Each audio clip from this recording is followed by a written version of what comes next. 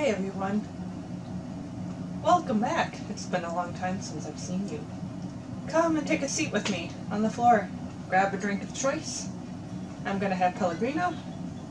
And we are going to talk about your forearm. The muscles in your forearm that help move your fingers and your wrists. Now I know a lot of you are working from home and you don't have the ideal desk situation, so you might be getting wrist pain. And I want to help you a little bit, something you can do at home to help you with that wrist pain. So first we're going to talk about the forearm. Brief anatomy lesson, Anatomy 101 of your forearm is thumb side. That is your radius. Pinky side is your ulna. So you have, with deviation of the wrist, is radial deviation and ulnar deviation. Radial deviation is stronger than ulnar. You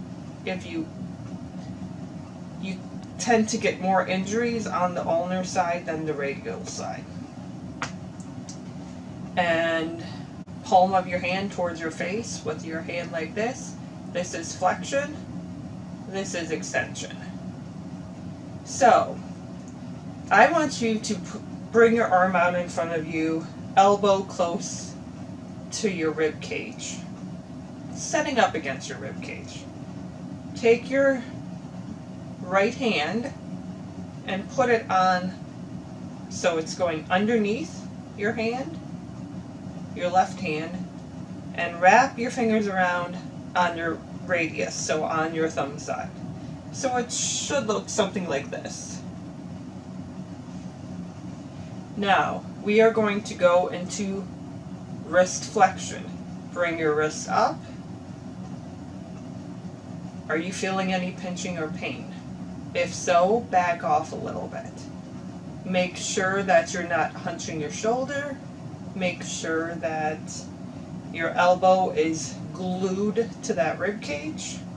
And now bring it down into extension.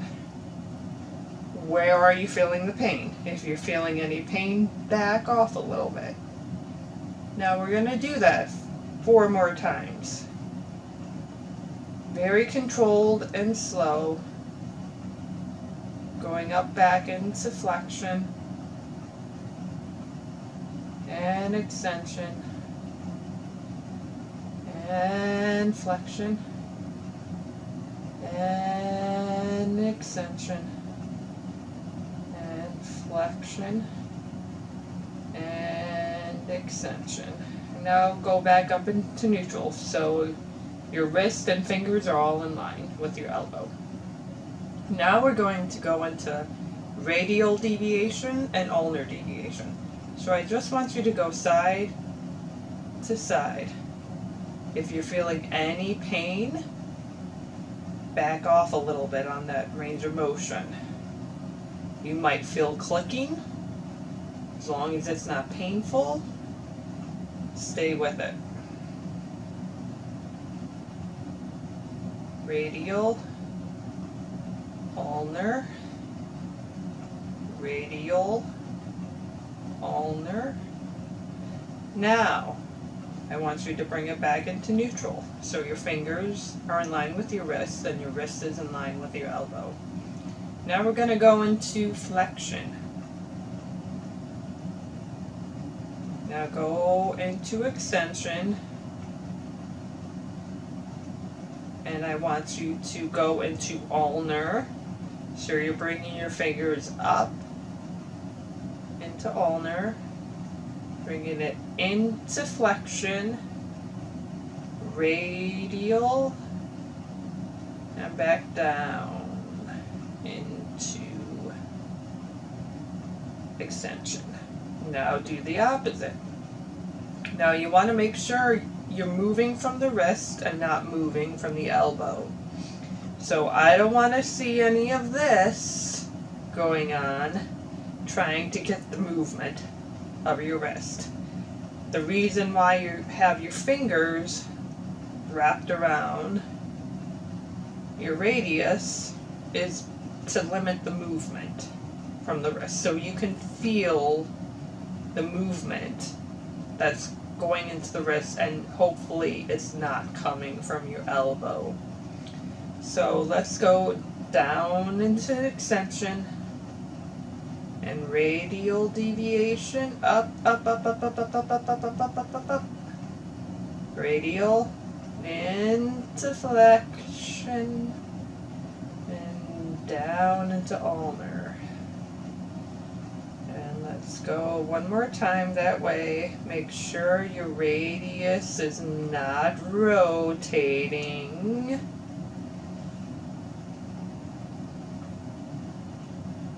Up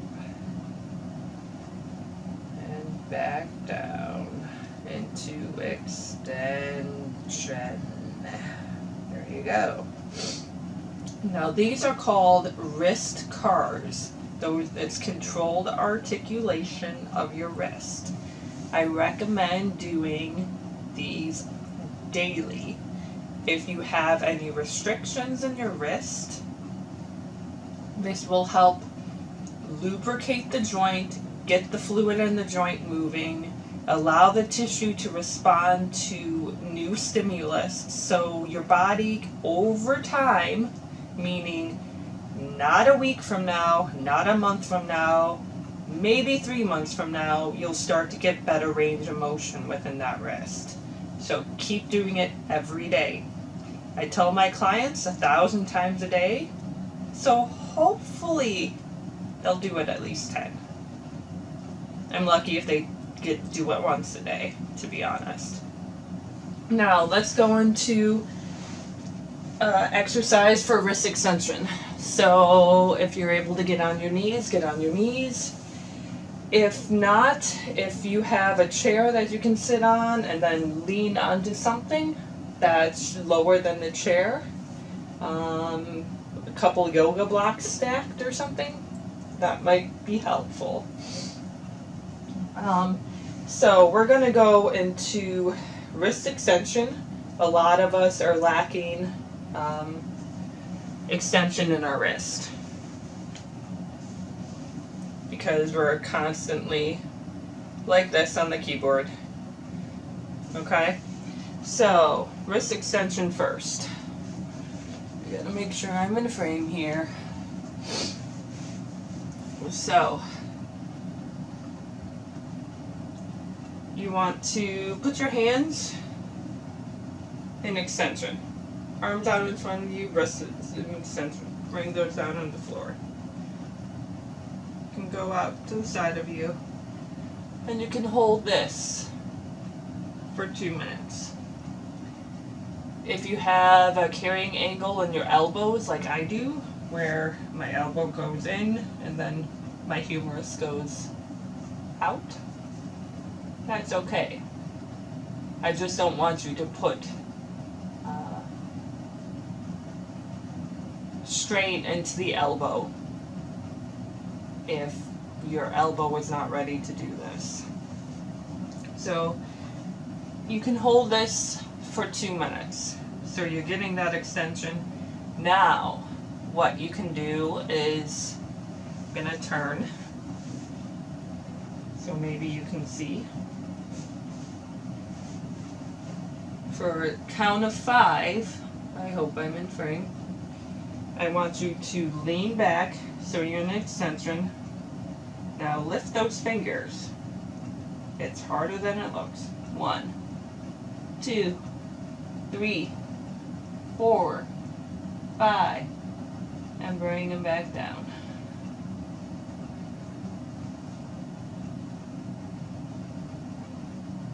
Lift those fingers.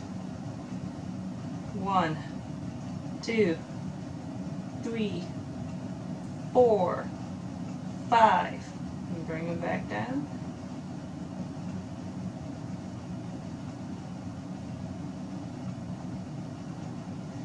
One last time. Lift those fingers.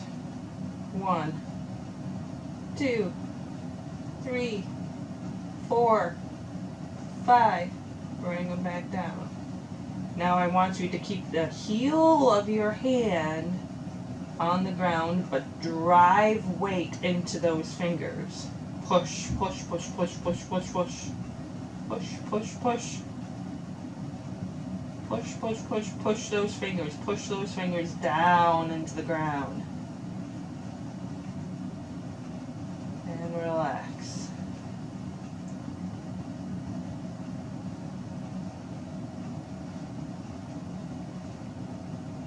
And push those fingers down into the ground. Push, push, push, push, push, push, push, push.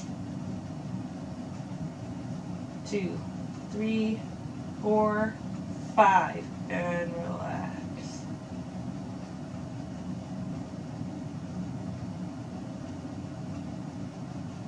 And last time, drive those fingers, push into the ground. Push, push, push, push. 2, 3, 4, 5, and relax.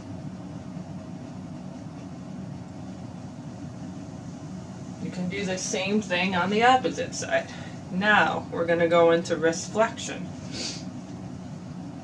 So, and you might feel some sensations as all of this is opening up. So, wrist extension. Put your hands next to your side. And now I'm going to show you what I don't want if you have this issue with your elbows. So, let me move this out of the way here real quick.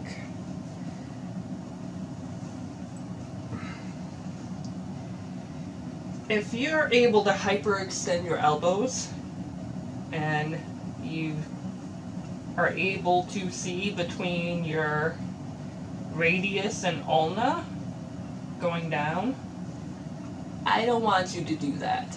I don't want you to hyperextend your elbows for this.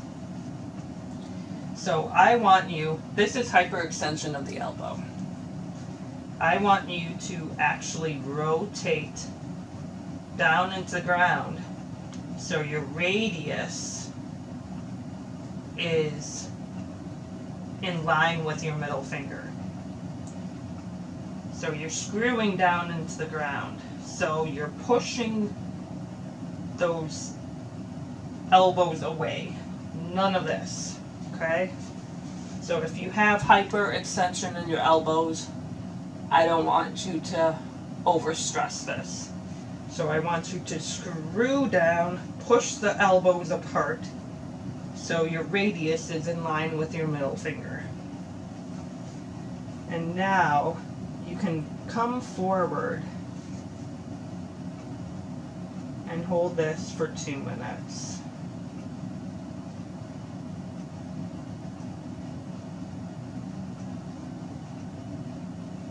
Okay. Am I even in frame? Probably not. Aha. Is that better? So, hyperextension of the elbows again. No, no. I don't want to see the front of your elbow between your radius and ulnar. I want you to screw down into the ground, rotate those elbows apart.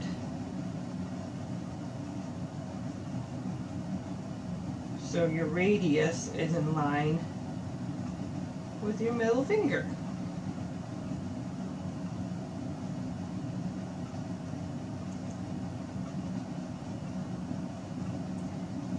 And you can go further into wrist flexion. This is a lot harder when you have hyperextension in the elbows because you're having to push the elbows apart and go into wrist flexion. So we hold this for 2 minutes. La da da da da.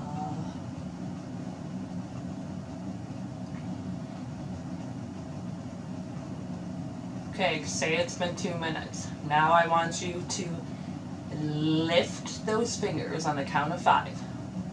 1, 2, 3, 4, 5, and relax. Don't come out of the pose. We're doing it 2 more times. Ready? 1, 2, 3, 4, 5, and relax. Recheck your elbows.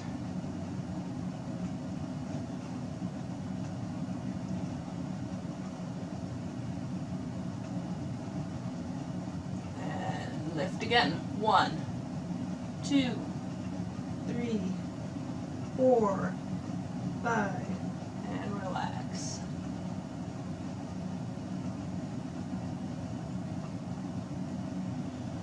Now I want you to push those fingers into the ground. Push, push, push, push, push, push, push, push, push, push, push, push, push, push, push, and relax.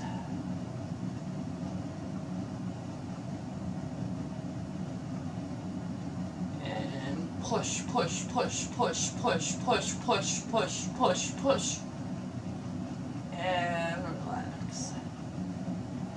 Last time. Ready? Push, push, push, push, push, push, push, push, push,